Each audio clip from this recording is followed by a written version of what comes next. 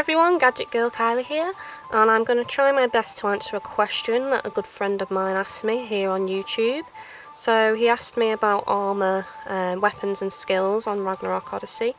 So I'm going to try my best to clarify a few things about those. So I'm going to start off by talking to this girl here which sells the armour. So here are all the armours on here, and you may notice it's all greyed out, and that's because I've got no money left. I've spent it all, so that's why. But here are the armours, and basically I'll go through the images of the specific armours. So when they've got these images up here, it's for a specific class. For example, this one is for the Assassin's class. This one's for Cleric, Hammersmith, Hunter, Mage, Sword Warrior, and then we're back to Assassin again. And you may notice that these ones have got stars next to them. Now I think that means they're a certain level of what she's selling. For example, these ones have got silver, so that's like a middle class armour of what she sells, and then these ones up here have got gold stars, so that's like the highest tier of bog standard armour that she sells for certain classes. But you can get other armours, which like these ones down here, which I'm just going to call miscellaneous armours for now, because they don't equip to a specific class usually. They can equip to a few different classes, and they'll have like certain skills on them. So obviously probably the benefits of these kinds of armours are because they are quite diverse and can equip to different characters as well. That means you can mix and match skills. You may want a skill that like a mage may have equipped to a cleric or something like that, so that gives you the option to do that basically. So it just depends what skills you want on what class of character really. I mean, I don't know if these armours are weaker per se. I mean, they might be weaker defense wise, but then the skills might make up for that, for example. So it's just a case of figuring out what you want on what character basically. So I'm going to tell you about the armours and what you can do with them now. So each armour will have a certain amount of space on it. For example, let's just say one armour's got 60 space on it. And what that space allows you to do is equip skill cards onto your armour, and each skill card will take up a certain amount of room, so you can like add more skills onto your armour. The skills do stack as well, so like you can increase your attack a certain amount of times and just stack that up and then increase it more, but then there is a threshold where it won't stack. Don't ask me what those are because I'm not too fluent in the skill cards as of yet, so you'll have to find that out yourself, or I'll have to find it out at a later date. But yeah, it allows you to just add skills and build the character you want to build basically by equipping these cards to the armour. And the capacity of the armour will increase as you upgrade it.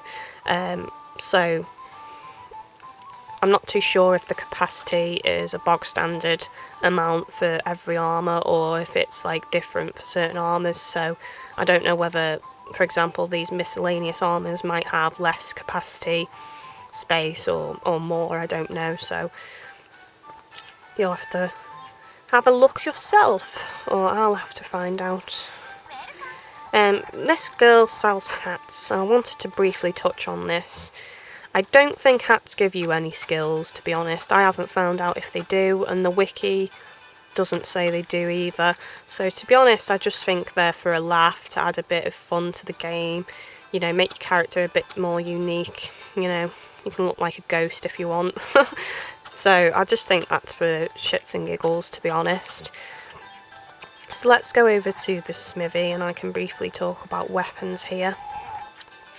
So this is a guy you want to see for your weapons. Now weapons also have skills on them as well, but for example, if you get like the most powerful weapon attack wise, it might not be as good like with the skills that you want. For example, you might want the lower down weapon because it's got better skills for the type of character that you're building. So, you know, it all depends what you want really.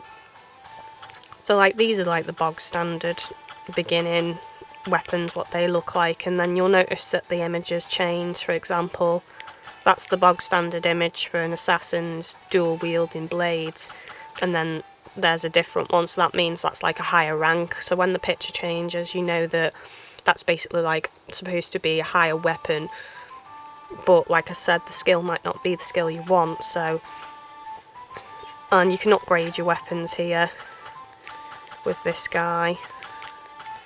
For example, see, that'll go to 39 attack and it'll be a +1 then. And you may notice that the mace I've equipped here is +9, so I've already upgraded that 9 times. And you will need to use monster parts and things like that to upgrade your weapons, and obviously money, so it's a case of doing that. And you can get like rare weapons from like, I don't know whether it's the same as cards where you refine a weapon and it's like kind of at random, or if it's basically from farming monsters and you can make a weapon from the monster parts. So I'm not too clear on that yet, but they can be like very specific skills and very powerful. So again, it just depends what you want. So I'm going to go in here now and show you my cards briefly here. So these are the skill cards I've been talking about, and as far as I know, the blue ones are like the low level cards, and I think the red ones are like the refined ones. So the red ones means they're very powerful, and I was told yesterday on the Facebook group that refining cards are at random. So for example, say like I went and fought a boss like a few times, I might not refine a card, it happens randomly. So in theory, this card here, if I just go to the image, I've been fighting a lot of goblins and then that's refined randomly. So that's how you refine cards. But you can see here that it's got a high rank star wise, and it's got level 2 skill and a level 3 skill, so it's a pretty powerful card basically, but it does take up 20 space. So you've got to bear that in mind when you're equipping cards. But to be honest, I think that 20 is probably pretty good, because if you wanted these skills individually, I imagine that if you equipped loads of low level cards that would equal more than 20 anyway. So that's probably why it's beneficial to refine cards, because it'll give you powerful skills but take up less room. So that's refined cards. I'm not too sure what these brown ones are. I don't know whether they're special ones or maybe they're like middle class refined ones. I don't know, but as far as I know, I think the red ones are like refined ones. So, oh, and you can put these in, use near with these. You can put these in near, and you can share them with people, so people can like download your cards and use them themselves, which is really handy. So if you've got some friends playing this game and you need a card, then you can do things that way if you're a bit lazy and can't be bothered. Or, you know, if you just want to be nice, basically. So that's a brief explanation of the cards. And obviously, like I said, they do give you various skills, so it depends what kind of character you build. For example, if you wanted to build like a tanky sword warrior character, you probably want to work on, you know, attack and health or defense, something like that. So you can pretty much make anything you want to make, to be honest, with your characters. It's totally up to you. The game has given you a lot of freedom with that, and the same with weapons. So it all depends on what you want to do and how you want to fight and what abilities you want to have. So in a way, it's very, very diverse in what you can do in this game. These are all my armours. I haven't really got many armours, to be honest. I've just upgraded the bog standard ones you can buy from the Armour Girl, but they seem to be serving me well. But I've got a lot of variety of weapons. I probably could do with some better weapons, to be honest. But yeah, that's a brief explanation. I hope that's helped you out a bit. Sorry if it's a bit confusing. I'm still learning things myself, to be honest. But hopefully that's helped a few people and given people an idea of what to expect. Oh, and briefly before I go as well, there's some good news that this game has been announced for the US, so hopefully it will be coming out in the UK as well, and supposedly it's meant to be around summer, so yeah, this game in English will be a lot more, well, it'll just be easier to understand because there is a lot to consider in this game when it comes to skills, and obviously when it's in Japanese it takes a long time to build a character because you've got to like look everything up and stuff. So yeah, so for those of you who are interested in buying this game, I might just say wait now, to be honest, because it shouldn't be too long before it comes out. But otherwise, I hope this video has been helpful for those of you who have imported.